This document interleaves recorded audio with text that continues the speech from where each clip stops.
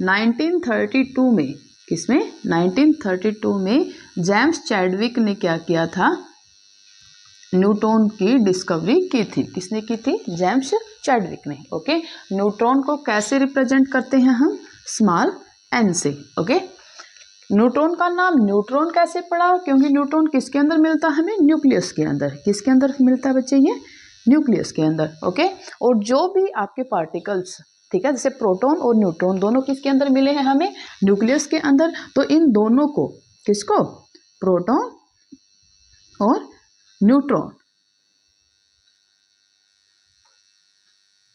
And neutron को आप और क्या बोल सकते हो, न्यूक्लियॉन बोल सकते हो। क्या बोल सकते हो आप, न्यूक्लियॉन्स भी बोल सकते हो। क्यों, क्योंकि ये दोनों ही किस में पाए जाते हैं, आपके न्यूक्लियस के अंदर मिलते हैं। ओके, तो न्यूक्लियस के अंदर मिलने के कारण ही आप इसका क्या नाम हुआ, न्यूट्रॉन हुआ। ओके, क्योंकि न्यूक्लियॉन्स तो इनको बोला ही जा रहा था, तो एक प्रोटॉन हो गया तो दूसरे का नाम रख दिया क्या, न्यूट्रॉन।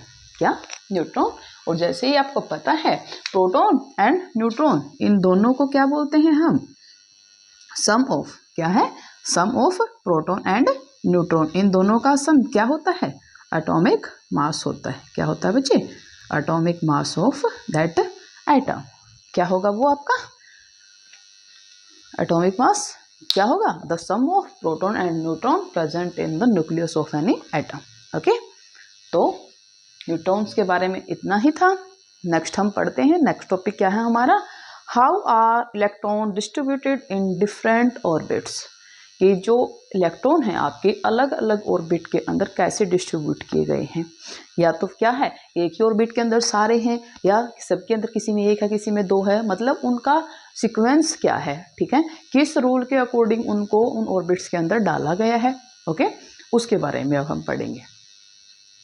तो क्या है बच्चे हमारा next topic, how are the electron distributed in different orbits. अलग अलग ऑर्बिट के अंदर इलेक्ट्रॉन को कैसे डिस्ट्रीब्यूट किया गया है। किसने किया बच्चे, ये बोर एंड बरी ने। किसने किया, बोर एंड बरी ने। ओके, उन्होंने क्या कहा, क्या किया, उन्होंने एक फॉर्मूला निकाला जिसके अकॉर्डिंग क्या है कि मैक्सिमम नंबर, ठीक है, मैक्सिमम नंबर ऑफ इलेक्ट्रॉन,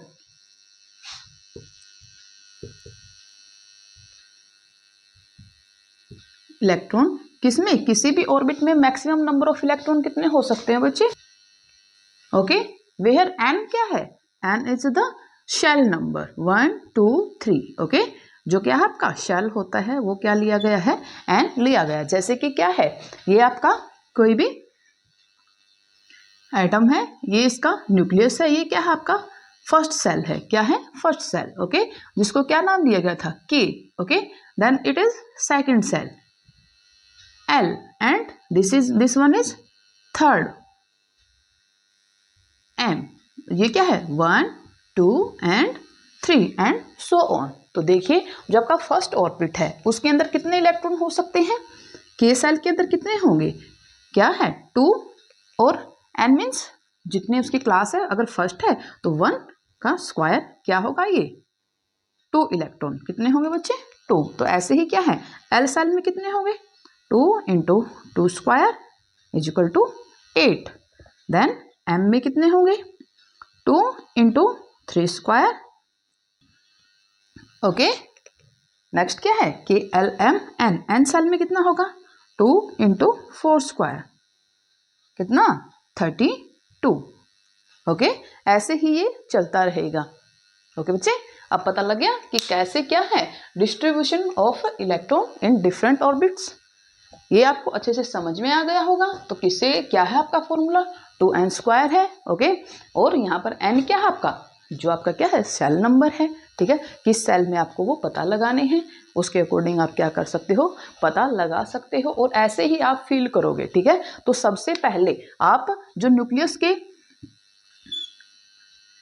जो आपका न्यूक्लियस है, ओके, इसके बाहर वाला सबसे पहले आप इस ऑर्बिट को फील करोगे। ठीक है, अगर इसके अंदर क्या हो चुके हैं आपके 2 इलेक्ट्रॉन हो चुके हैं, ठीक है, तभी आप नेक्स्ट इलेक्ट्रॉन को नेक्स्ट ऑर्बिट के अंदर डालोगे। ओके, वरना नहीं डालोगे।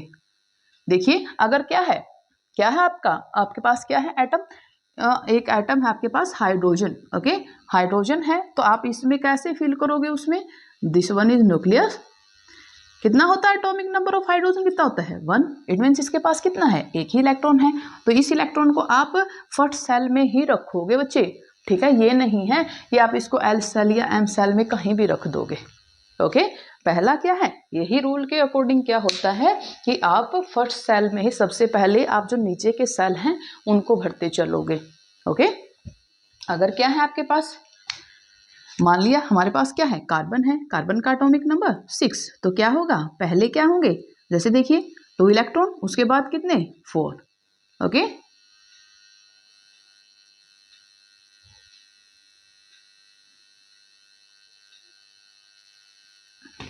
क्या हुआ, तो फिर पहले फर्स्ट ऑर्बिट कंप्लीट होगा, उसके बाद फिर कहाँ जाएंगे, सेकंड ऑर्बिट में। अगर सेकंड ऑर्बिट में मैक्सिमम कितने आ सकते हैं, 8, कितने आ सकते हैं 8, ओके। और इस ऑर्बिट को ही क्या करने के लिए, फुल फिल करने के लिए इलेक्ट्रॉन क्या करता है, कोई भी एटम या तो इलेक्ट्रॉन को लॉस करता है, या तो गेन करता है, या तो क्या करता है, शेयरिंग ऑफ इलेक्ट्रॉन्स करता है। क्यों, ताकि वो क्या हो सके, स्टेबल हो सके, जो उसका आउटर मोस्ट ऑर्बिट है उसको क्या कर सके, कंप्लीटली फुलफिल कर सके, okay.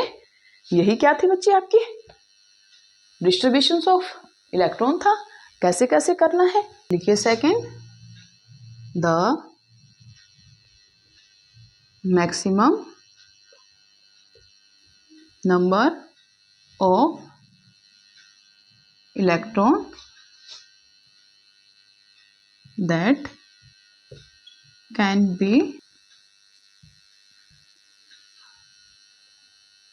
accommodated in the outermost cell is 8, तो कितना हो सकता है, 8 हो सकते हैं, ओके। आपको करना क्या है, 8 इलेक्ट्रॉन तो लेके आने ही आने हैं, ठीक है। नॉर्मली क्या होता है, जैसे आपका हीलियम होता है, हीलियम के जो आउटरमोस्ट सेल है उसमें क्या है, 2 इलेक्ट्रॉन होंगे, क्यों, एटॉमिक नंबर कितना होता है, 2 होता है, तो कितने उसके पास इलेक्ट्रॉन 2 हैं, तो 2 इलेक्ट्रॉन लेने से क्या हो जाएगा, इसका जो भी आउटर मोस्ट सेल है ये कंप्लीट हो जाएगा। लेकिन आगे जो भी आपके एलिमेंट हैं उनका एटॉमिक नंबर क्या है बच्चे, हीलियम से ज़्यादा ही ज़्यादा है। इसकी वजह से क्या है, जो उनका आउटर मोस्ट सेल है वो क्या होगा, या तो 8 होगा या उससे आगे चलेगा, यानी या तो 8 इलेक्ट्रॉन होंगे या फिर उससे आगे वो जितने भी क्या कर सकता है, कैरी कर सकता है, ओके। नेक्स्ट देखिए,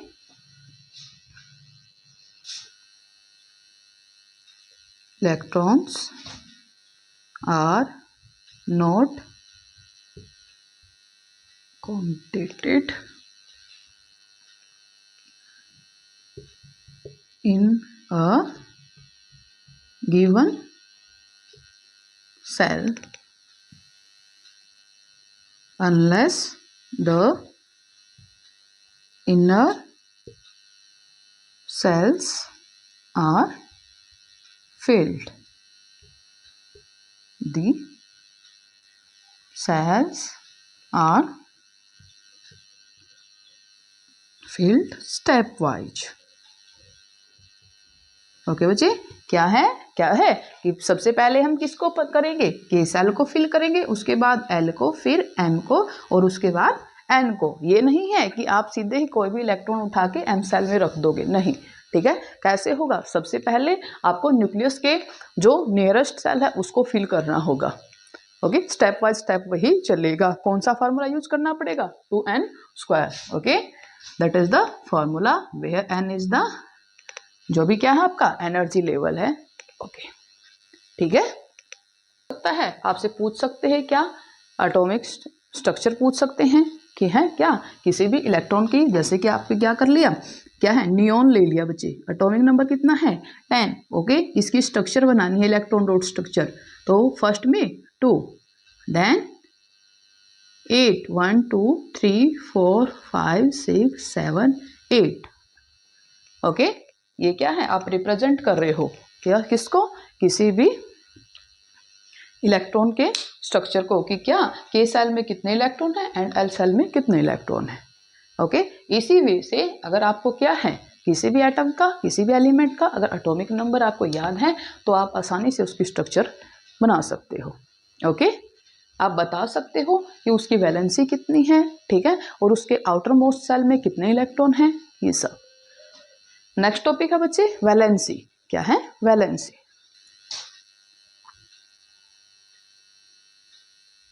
क्या वैलेंसी? वैलेंसी यानी कि संयोजकता भी बोलते हैं आप इसको। क्या बोलते हो? संयोजकता। ओके। और संयोजकता का मतलब ही क्या होता है? जोड़ने की किसी की कैपेसिटी, ठीक है, यानी किसी के साथ जुड़ने की जो क्षमता होती है उसको आप क्या बोलोगे? संयोजकता बोलोगे। तो एक परमाणु यानी किसी एटम के केस में क्या होता है? ओके, किसी भी परमाणु की किसी दूसरे परमाणु के साथ जो जुड़ने की क्षमता होती है, ठीक है, उसको आप क्या बोलते हो? संयोजकता बोलते हो। ओके। द इलेक्ट्रॉन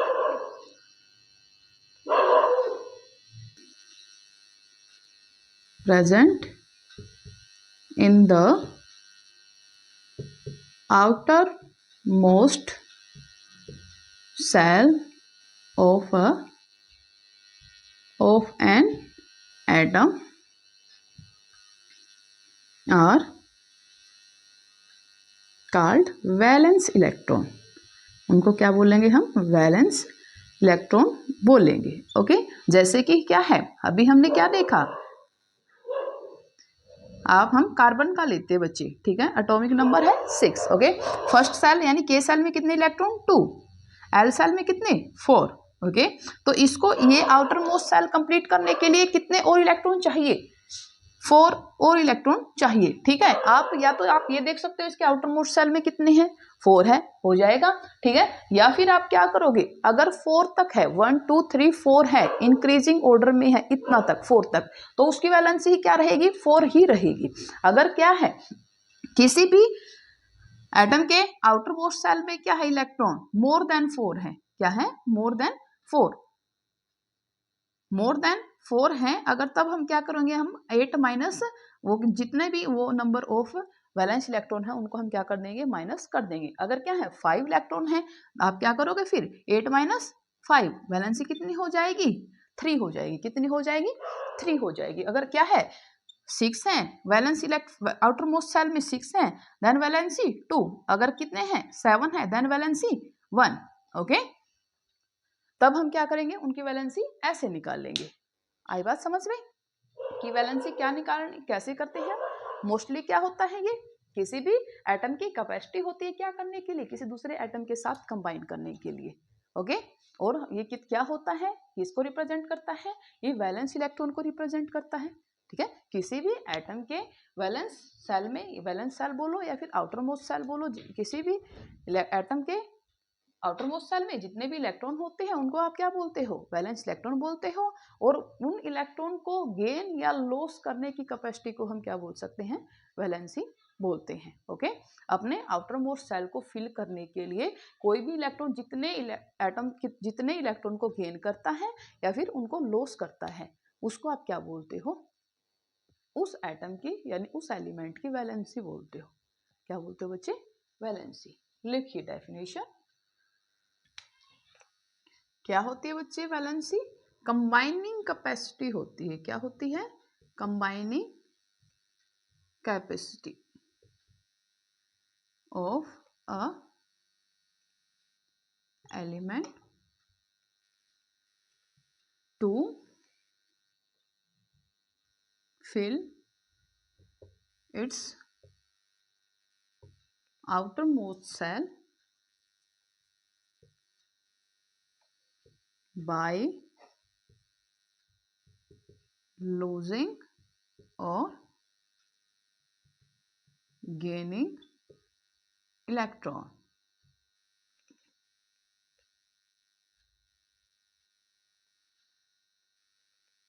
इलेक्ट्रॉन देखिए क्या करता है, कोई भी एलिमेंट जब क्या करता है, जिस उसके आउटर मोस्ट सेल को क्या करने के लिए, अच्छे से फुलफिल करने के लिए क्या करे? या तो इलेक्ट्रॉन का लॉस करे या तो क्या करे? इलेक्ट्रॉन गेन करे। और कितने इलेक्ट्रॉन वो गेन कर सकता है और कितने लॉस करता है, उसकी उस कैपेसिटी को, ठीक है, उसकी उस कंबाइनिंग कैपेसिटी को आप क्या बोलते हो? वैलेंसी बोलते हो, ठीक है। जैसे कि क्या है, ऑक्सीजन है, ऑक्सीजन की वैलेंसी कितनी होती है?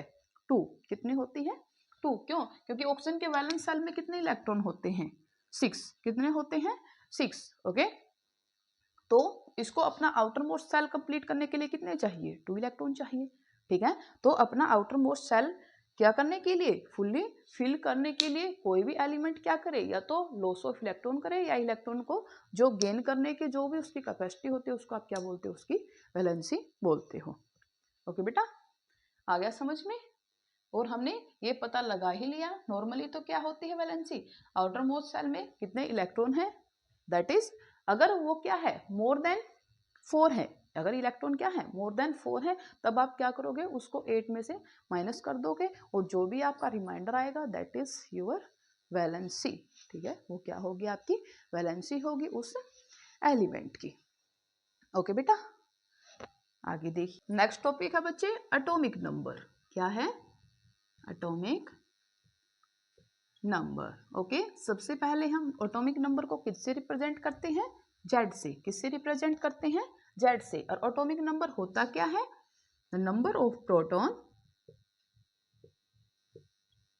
नंबर ऑफ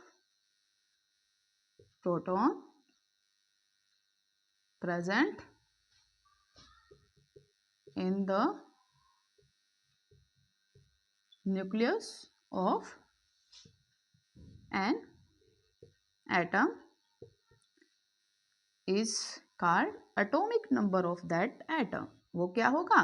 उस एटम का एटॉमिक नंबर होगा। ओके, क्या होगा?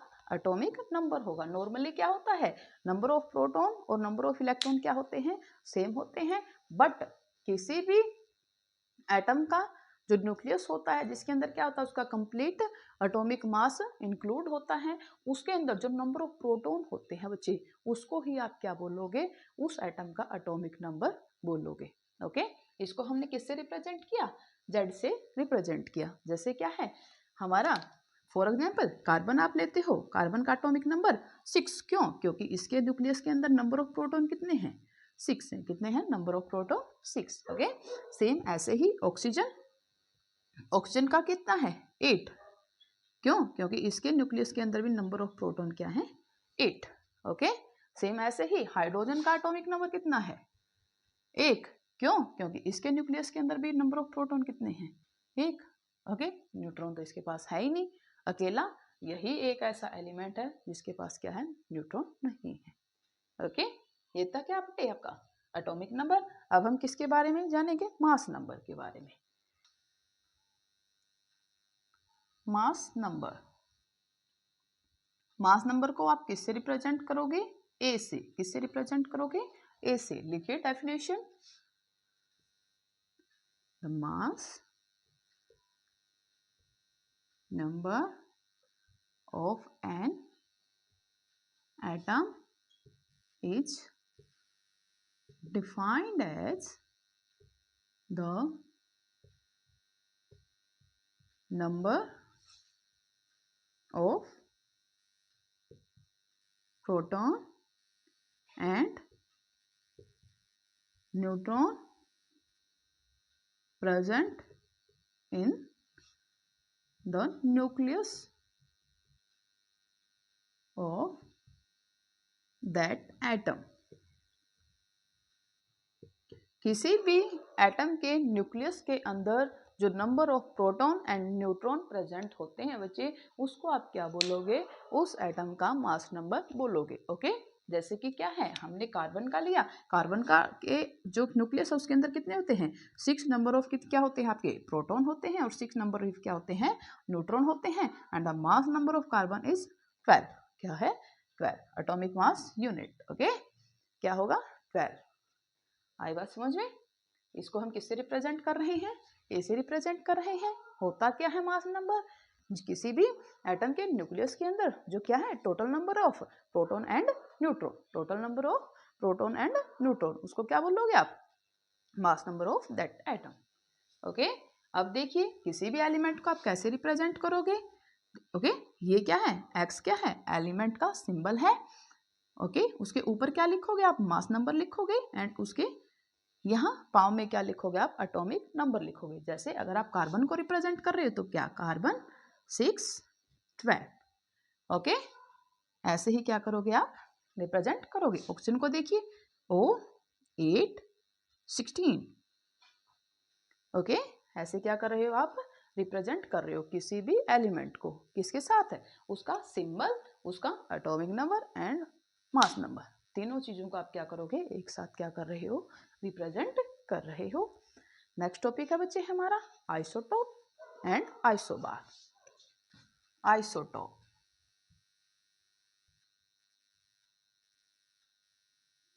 क्या होते हैं आइसोटोप? देखिए, किसी भी एलिमेंट के एटम, क्या है, किसी एक ही एलिमेंट के अलग अलग एटम जिसका क्या हो, एटॉमिक नंबर तो सेम हो बट मास नंबर क्या हो, डिफरेंट हो। क्या हो, मास नंबर डिफरेंट हो। कीजिए, राइट कीजिए, isotopes are defined as the atoms of an element which have same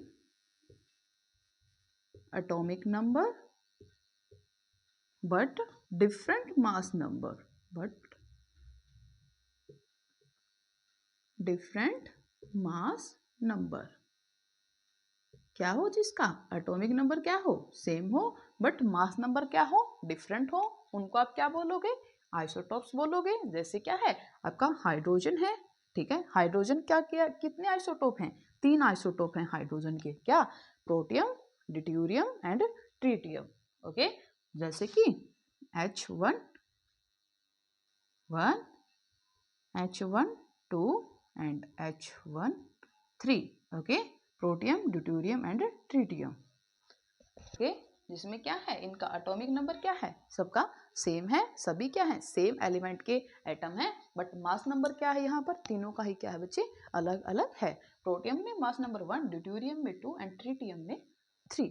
okay, these are the example of isotope. ऐसे ही आप क्या कर सकते हो, जैसे कार्बन का क्या है, कार्बन 6 एंड कार्बन, देखिए कार्बन 6 12 एंड कार्बन 6 14। ओके, ये भी क्या है, आइसोटोप है हमारे किसके, कार्बन के, जिसमें क्या है, atomic number same but mass number different. क्या होते हैं आइसोटोप, वही तो होते हैं क्या, atoms of an element which have same atomic number but different mass number. Okay, ये क्या था बच्चे आपका आइसोटोप था। आगे देखिए, अब क्वेश्चन अराइज होता है कि जैसे क्या है हमारा एक एटम है, ओके, उस एलिमेंट का जो मास नंबर है हम वो कैसे लेंगे, मतलब जब हम किसी भी एलिमेंट के एटम को उठाते हैं, जरूरी तो नहीं हमें कैसे पता चलेगा कि हम कौन से आइसोटोप को उठा रहे हैं, ठीक है, 12 वाले को उठा रहे हैं या फिर 14 मास नंबर वाले को उठा रहे हैं, तो इनका जो मास नंबर है वो हम एग्जैक्टली कैसे निकालते हैं बच्चे, ये किस परसेंटेज के अंदर क्या है, किस परसेंटेज के अंदर हमें ये मिलते हैं। ओके, किस परसेंटेज के अंदर मिल रहे हैं, जिस परसेंटेज में ये हमें मिलते हैं उसी परसेंटेज में हम क्या कर देते हैं, हम उनका एवरेज निकाल लेते हैं। ओके, क्या करते हैं, उसका एवरेज निकालते हैं और उस एवरेज को फिर हम क्या मान लेते हैं, exact mass number of that element. Okay, तो उसको हमने क्या मान लिया, उस एलिमेंट का मास नंबर मान लिया। क्या, किसकी वजह से माना, ये वो कितने परसेंटेज में हमें मिल रहे हैं, ठीक है, वो एग्जिस्ट कितने परसेंटेज में करते हैं। जैसे क्या है हमारा क्लोरीन है, ठीक है, क्लोरीन के आइसोटोप है बच्चे कौन से, 35 एंड 37। ओके, और इनमें से क्या है, जो 35 है वो 3:1 में ये है, 35 क्या है 3 गुना ज़्यादा है और 37 क्या है 1 है, तो इन दोनों का एवरेज क्या करते हैं, हम निकालते हैं ओकरेंस के अकॉर्डिंग। ओके, और फिर उसके बाद जो एवरेज आता है उसको हम क्या मान लेते हैं, मास नंबर ऑफ क्लोरीन, जो हम क्या लेते हैं 35.5। ओके, यही लेते हैं हम। अब ये तो है नहीं कि ये इसमें मिलता है, नहीं, हम उसको निकालते हैं, ठीक है, इस तरह से ड्रा करके। ओके, नेक्स्ट टॉपिक बच्चे आइसोबार्स। एक बार पहले हम क्या देखते हैं बच्चे, एप्लीकेशन देखते हैं। क्या देखते हैं, एप्लीकेशन, किसकी एप्लीकेशन, आइसोटोप्स की एप्लीकेशन, कि कौन सा आइसोटोप कहाँ हमारा यूज होता है। फर्स्ट क्या बच्चे, and isotopes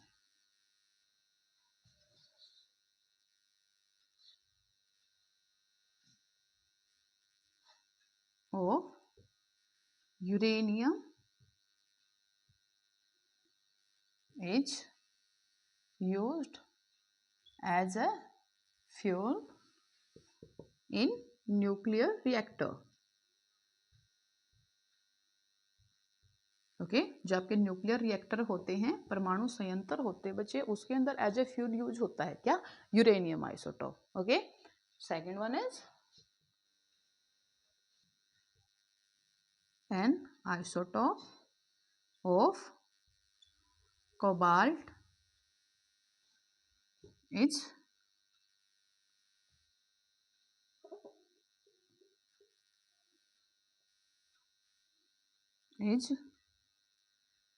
used in cancer treatment.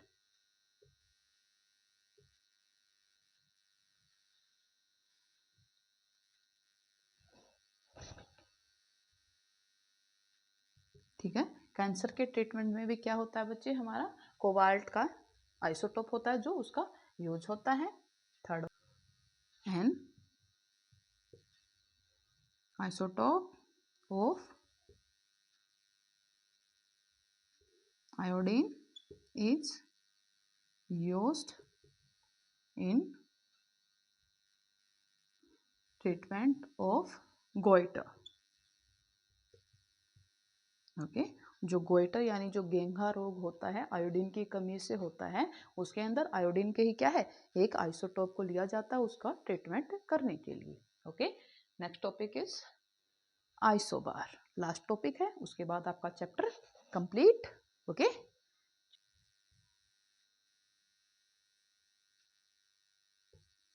हमने आइसोटोप पढ़ा था बच्चे, ठीक है। आइसोटोप में क्या होता था? Same atomic number but different mass number. यहाँ पर क्या हो जाएगा? उसका उल्टा हो जाएगा। यहाँ पर क्या होगा? मास नंबर क्या होगा? सेम होगा। क्या होगा? मास नंबर क्या होगा? सेम होगा, बट एटॉमिक नंबर क्या होगा? डिफरेंट होगा। क्या होगा? एटॉमिक नंबर क्या होगा? Different.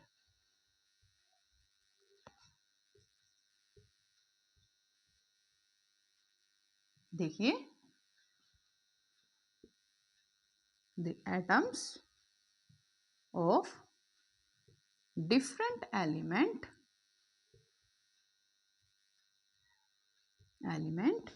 which have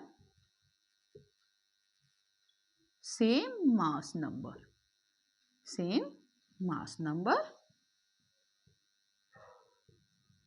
but different atomic number okay, क्या हो? जिसका मास नंबर क्या हो? सेम हो, बट एटॉमिक नंबर क्या हो? डिफरेंट हो, उनको आप क्या बोलोगे?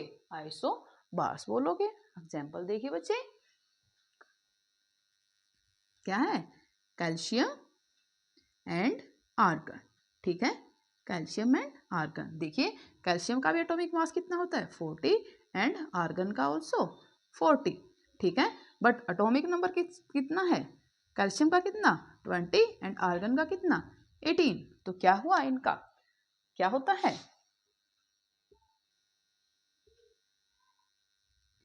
एंड विच है same atomic, same mass number but different atomic number. Okay, जो क्या कर रखे? मास नंबर जिसका सेम हो बट एटॉमिक नंबर क्या हो? डिफरेंट हो, उन एलिमेंट्स के एटम को आप क्या बोलोगे? आइसोबार्स बोलोगे। क्या बोलोगे बच्चे? आइसोबार बोलोगे। ओके, आ गया वो समझ में? बिल्कुल इजी सा चैप्टर था, इंटरेस्टिंग था, जल्दी कंप्लीट भी हो गया। ओके, और क्वेश्चन भी आएंगे। ठीक है, मॉडल्स के अंदर से तो आते हैं, फंसते ही हैं, तो अच्छे से चैप्टर को कवर अप कीजिएगा। कोई प्रॉब्लम हो तो हम हैं ओके, आपके डाउट क्लियर करने के लिए। सो बच्चे हंसते रहिए, मुस्कुराते रहिए, पढ़ते रहिए। Okay, see you, take care बेटा।